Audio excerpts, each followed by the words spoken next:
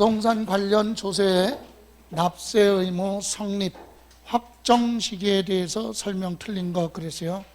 자, 우리 5가지 세금 보면 기본적으로 5가지. 취득세는 취득할 때 납세 의무가 성립 생기죠. 등록면허세는 등록하는 때. 재산세는 매년 6월 1일 그날을 과세 기준일. 그리고 종합부동산세도 과세 기준일. 소득세는 임대소득이든 양도소득이든 소득세는 과세 기간이 끝나야 돼요. 그죠? 자, 그리고 확정 시기는 2가지다. 신고납부조세는 납세 의무자가 뭐하면? 신고하면 확정되죠. 그리고 고지서 나오는 부가주의는 국가나 지방자치단체 과세권자가 세금을 계산하는 걸 결정이라고 하죠. 결정하면 그대로 뭐한다? 확정. 그런데 신경 써야 될 것이 신고납부조세는 납세 의무자가 뭐를 하면? 신고를 하면 확정된다고 그랬죠. 그런데 뭐 안 하면? 신고 안 하면 과세권자가 결정하는 거죠. 원칙은 뭔데? 신고납부. 안 하면 가산세 붙어서 고지서 나오잖아요. 그러니까 신고납부 세금이라도 뭐를 안 하면?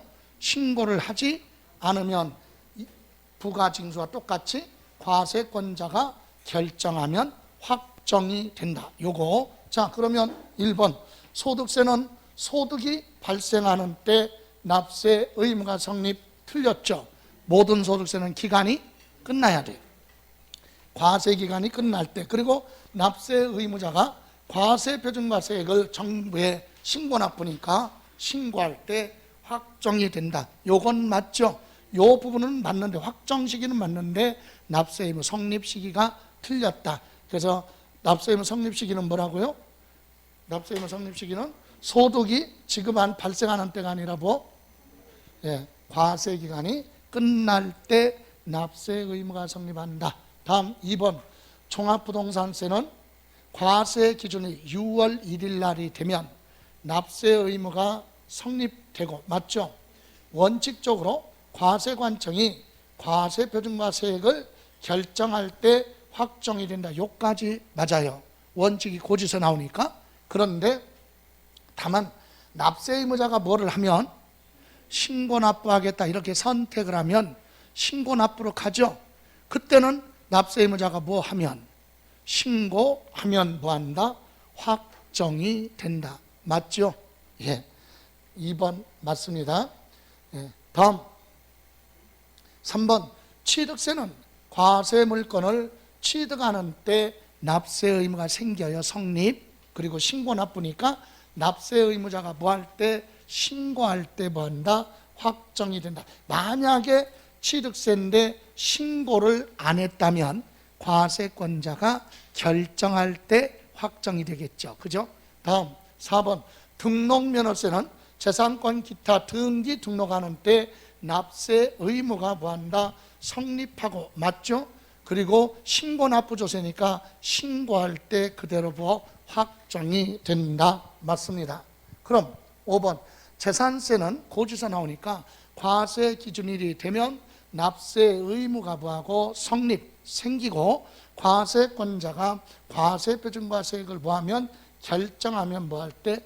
결정할 때 확정이 된다. 그래서 신고납부조세는 신고할 때 확정, 고지서 나오는 건 과세권자가 결정하면 확정이 되는데, 다만 신고납부조세인데 납세 의무자가 스스로 뭐를 안 하면, 신고를 하지 않으면 계산을 누가 해요?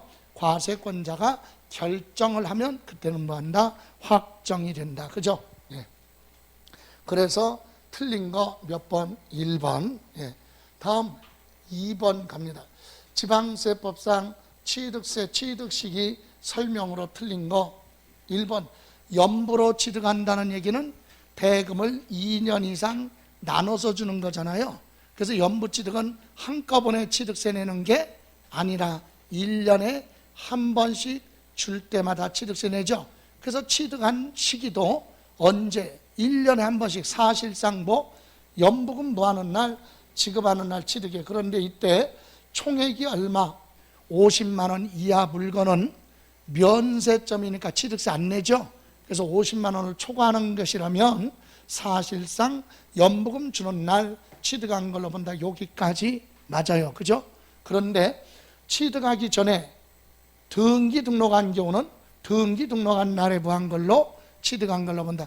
연부 취득뿐만이 아니라 무상이든 유상이든 뭐가 더 빠르면, 등기가 빠르면 양도소득세도 대금 청산하기 전에 먼저 뭐를 했으면, 등기했으면 무조건 등기한 날 양도소득세가 됐던 취득세가 됐던 그때 취득한 걸로 보죠. 그래서 1번 맞아요. 다음 2번, 민법의 채권자 대의권 행사에 의해서 공동상속인의 법정상속분대로 등기가 된 상속재산을 상속인 사이의 협의 분할에 의해서 다시 재분할하는 경우는 증여받아 부한 걸로 취득한 걸로 본다. 요거는 32회 때 출제됐던 지문이에요. 이거 여기 보세요.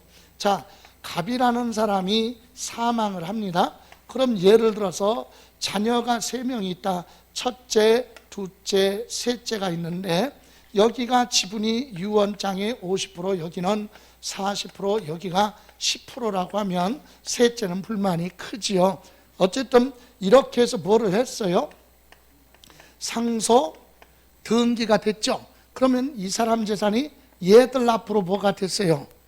등기가 되면서 얘들은 취득세도 내고 상속세도 냈겠죠. 자, 이렇게 해서 뭐 하고 나서 여기서 상속 등기가 됐잖아요. 등기가 된 다음에 요 지분이 요렇게 얘한테 가고 얘도 지분을 조금 요렇게 넘겨줬어요. 요때 지분이 부한 자 이제 얘들은 감소가 되겠죠. 그럼 지분이 부한 자는, 증가한 자는 얘한테 뭐 받은 거 별도로 증여받은 걸로 보는 거예요. 이해가세요? 그러니까 뭐 하고 나서, 등기하고 나서 협의에 의해서, 합의에 의해서 지분 변동은 별도로 뭘로 봐라? 증여로 봐라. 그런데 얘 지분을 얘 지분으로 갈 때 법원에 뭐 판결로 가든가, 채권자 대유권이라고 그랬죠. 채권 행위를 해서 지분이 이렇게 가는 것은 이건 뭐가 아니다? 별도로 증여로 보지 않습니다. 그럼 뭔데? 그냥 상속으로 끝내라 얘기예요. 그래서 여기 채권자의 대권 행사로 인해서 법정 상속분대로 등기가 된 후에 협의에 의해서 뭐를 해서 분할을 하더라도 채권자 대의권이나 법원의 뭘로 판결로 인해서 소유권 이전하는 경우는 별도로 뭘로 증여로 보지 않습니다. 그래서 증여로 본다, 틀렸다. 증여로 보지 않는다. 별도로 세금 부과하지 않겠다. 그럼 3번, 도시 및 주거 환경 정비 사업으로 건축한 주택을 소유권 이전하면서 취득하는 경우는 준공 인가증 내주는 날 하고, 그거 나오기 전에 먼저 사용할 수도 있죠. 그래서 사실상 사용일 중에서 뭐한 날, 빠른 날로 갑니다. 맞아요. 그럼 4번, 토지의 지목 변경에 따른 취득은 토지의 지목이 사실상 변경된 날과 공부상에 변경된 날 중에 뭐한 날, 빠른 날로 본다. 여기까지 맞죠? 둘 중에 빠른 날. 다만 토지에 뭐라고 그랬어요? 지목 변경하기 이전에 뭐 한다면 사실상 사용하고 있다. 그런 경우는 특별히 사실상 사용일 취득한 걸로 보겠다. 맞습니다. 그럼 5번, 관계 법령에 따라 매립하거나 간척해서 없었던 토지가 새로 생겼다. 원시 취득이죠. 이런 경우는 원칙이 공사, 준공, 인가일에 부한 걸로 취득한 걸로 보는 게 원칙이에요. 그런데 공사, 준공, 인가일 전에 뭐하고 있다면, 사실상 사용하고 있다면 사실상 사용하는 날로 간다. 그래서 맞죠. 이렇게 해서 틀린 건 아까 몇 번? 2번. 예. 다음 3번, 지방세법상 부동산 취득 중 표준세율이 가장 높은 거, 그래서 표준세율이 특례세율이 아니라 기본세율. 그러면 상속을 원인으로 임야, 그러면 토지잖아요. 상속받았을 때 농지 빼고는 다 똑같아. 농지 빼고 임야든 토지든 아니면 상가든 주택이든 상속은 1000분의 얼마? 28. 농지면 1000분의 23. 그죠? 그리고 2번 매매로 인해서 임야, 매매로 토지를 취득했다. 농지라면 1000분의 30이지만 농지 빼고는 1000분의 40이죠. 임야 1000분의 40, 4%. 사회복지사업법에 따라 설립된 사회복지법인, 그러면 비영리 사업자죠.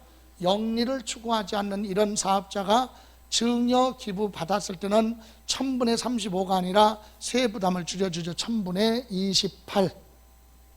다음, 유상거래를 원인으로 지방세법 10조에 따른 취득 당시가액 얼마 6억 원인 무주택자가 1세대 1주택을 취득, 등기부에 주택으로 기재된 주택을 취득한다. 결론은 유상 매매로 주택 얼마 6억 이하 주택을 취득하면 1000분의 10, 1%죠.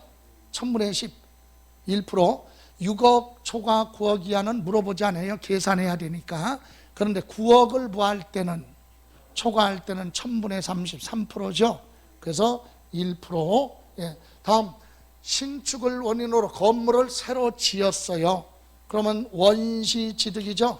원시취득은 1000분의 28 이렇게 됩니다. 그래서 가장 높은 거 그러면 4%짜리죠. 2번, 그죠? 매매, 농지 빼고 매매가 제일 높다. 4%, 그죠? 4번은요, 지방세법상 취득세, 비과세 대상 중 틀린 거. 1번, 임시 흥행장, 공사 현장, 사무소 등 존속기간이 1년을 초과하지 않는 임시건축물은 취득했어도 취득세 내지 마라. 이렇게 비과세예요. 그래서 1년 미만 임시건축물은 취득할 때 취득세 내지 마라. 그리고 매년 뭣도 내지 마라. 재산세 내지 마라. 그랬어요. 그죠? 그런데 문제는 고급 오락장이나 별장은 사치성이죠. 요거는 과세한다. 연수 따지지 않고 사치성 재산은 뭐한다? 과세를 합니다.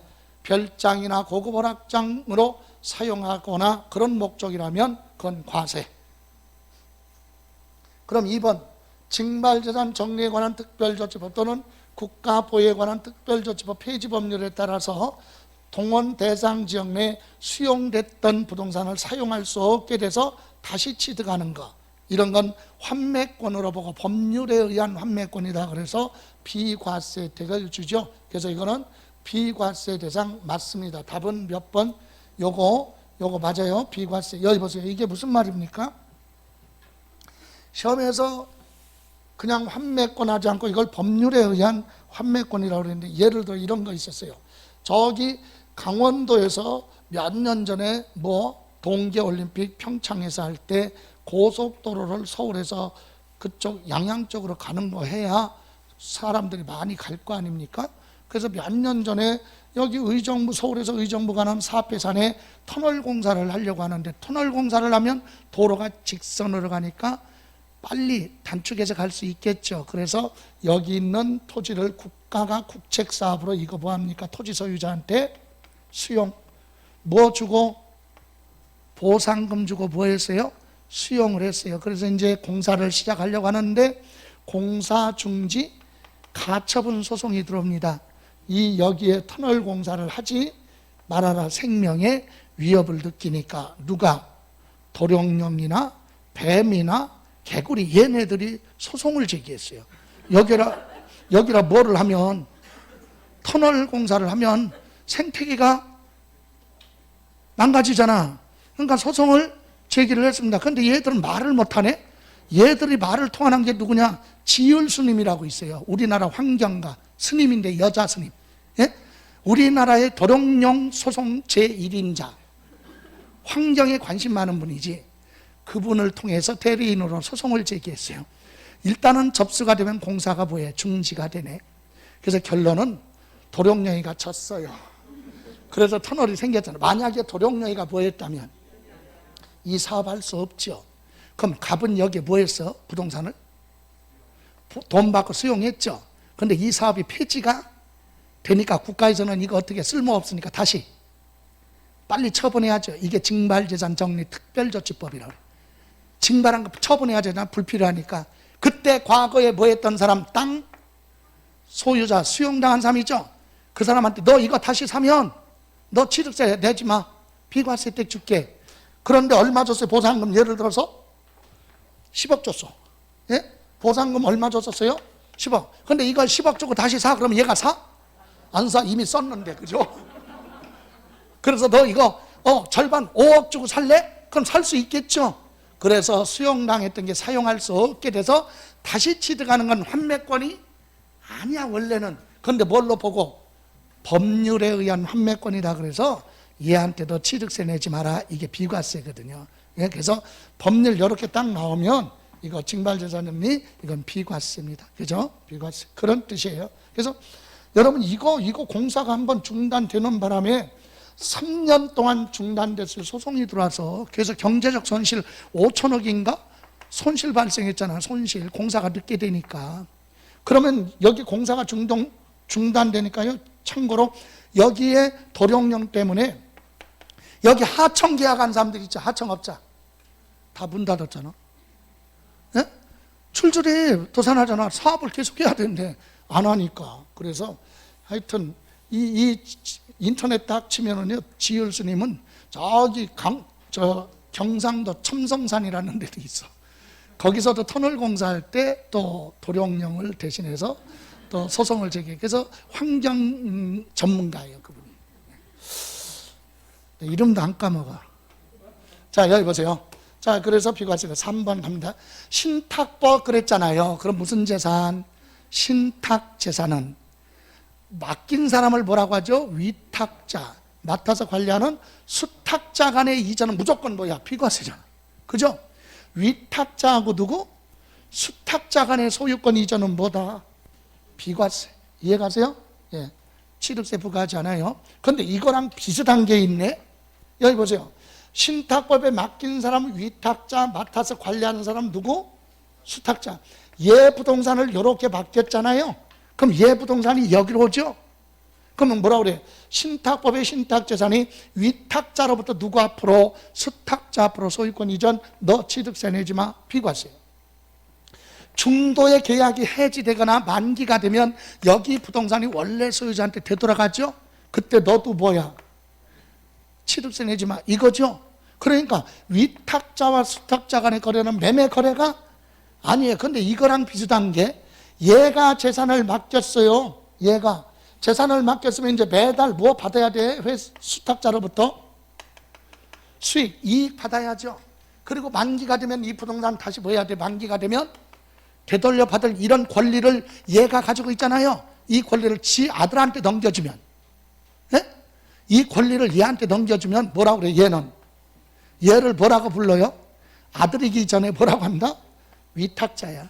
새로운 위탁자. 요 권리를 이렇게 이전해주면 얘는 여기 있는 재산을 뭐 한 걸로 봐라? 취득한 걸로 본다. 요건데. 근데 위탁자하고 누구? 수탁자 간의 거래는 이건 거래가 아니니까 비과세. 제3자한테 가는 건 과세. 이해가세요? 그래서 신탁재산은 비과세다. 다음 4번 주택법의 공동주택 개수. 개수가 뭐라고 그랬죠? 엘리베이터 추가로 설치하는 거. 그죠? 엘리베이터 설치했어요. 그건 원래 간주취득 취득세 내요. 그런데 특별히 공동주택에 엘리베이터 설치하거나 교체하는 개수는 시가 표준의 9억 이하인 공동주택이라면 비과세 혜택을 주겠다 이 얘기입니다. 그래서 요거보다 비과세 맞고요. 다음 상속 개시 이전에 차량 초과로 차량의 수령이 다 돼서 수명이 돼서 뭐 사용할 수 없게 된 경우나 또는 뭐예요? 상속으로 인해서 이전 등기하지 아니한 상태에서 폐차한 거 있죠? 또는 상속 개시일로부터 몇 개월, 3개월 이내에 말소가 된 차량 등에 대해서는 뭐다? 비과세 혜택을 주는데 이게 무슨 말이냐? 자동차 가지고 있다가 교통사고로 인해서 화재로 불에 탔어요. 그런데 그 사람이 교통사고로 뭐 했어요? 사망했어. 그럼 등록 원부에는 자동차가 그대로 돼 있죠? 그럼 그 사람 남겨둔 상속재산으로 보고 취득세 내라, 상속세 내라 그랬단 말이지. 근데 실은 불합리하죠? 그래서 등록 원부에 그대로 기재가 되어 있어도 실제로 사용할 수 없게 된 폐차 처리된 그런 자동차 등은 뭐한다? 취득세 부과하지 않겠다. 등록 원부에 기재가 되어 있어도. 또 상속 받을 때는 있었는데 상속받고 몇 개월 안에 3개월 안에 그거 뭐 한다면 자동차 폐차 처리한다. 이런 것도 3개월 안에 상속 개시일로부터 3개월 안에 없어진 자동차 이런 것도 취득세 부과하지 않습니다. 이렇게 해서 여기서는 요 두 가지 정도만 기억하시면 돼요. 1번하고 3번. 그죠? 3번하고 4번이네. 예. 존속기간이 1년 미만인 임시건축물은 뭐다? 비과세. 근데 사치성은 뭐한다? 과세. 그리고 3번 신탁법에 무슨 재산? 신탁재산 이렇게 나오면 위탁자, 수탁자죠? 이건 비과세. 그리고 4번 공동주택의 개수인데 시가표준액 얼마? 9억 이하인 공동주택의 개수만큼은 비과세 혜택을 준다. 이렇게만 기억하시면 돼요. 지문 다 이해하고 그런 걸 필요 없어요. 예.